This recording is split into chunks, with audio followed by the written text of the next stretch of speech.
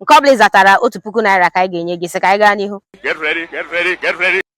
Ọ dị mma, Daniel, ajụjụ nke mbụ m sị ka m jụọ gị bụ kedu ihe a na-akpọ beans n'asụsụ Igbo? Agwa. Dani. Okwu obere ihe. Kedu ihe a na-akpọ breadfruit n'asụsụ Igbo?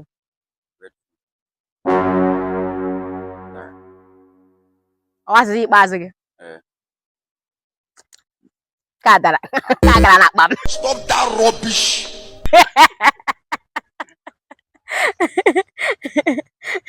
Kedu ihe a na-akpọ black pea n'asụsụ Igbo?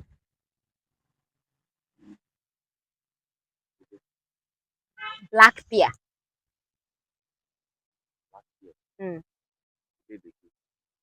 Black pea. Nke a gara n'akpa m. Fear, I pour you spit. Ọ dị mma. N'asụsụ nke tinyere anyị ji anyị ekele gị. A sị na onye kelee eze na nke o mere o mekwa ọzọ. Mana ụbọchị nke taa anyị ebutego Ahịajọkụ.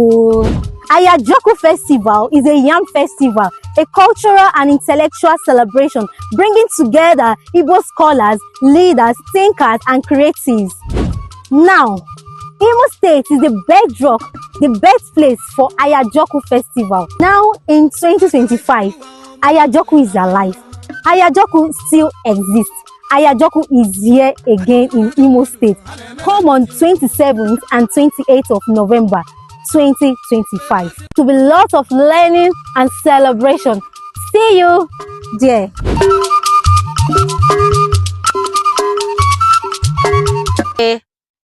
anyị ajụọla atọ ọ fara abụọ. N'ajụjụ nke anọ, kedu ihe a na-akpọ pọpọ n'asụsụ Igbo?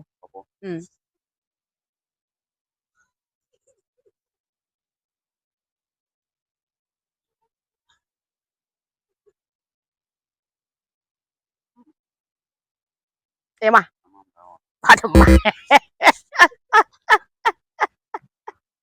Kedu ihe a na-akpọ pineapple n'asụsụ Igbo?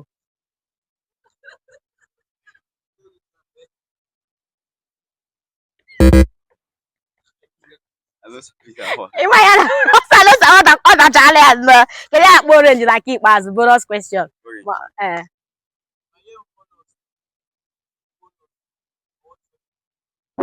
Orange. Ọ gbalịala ka wee ha ga-enye gị na nke aka bonus.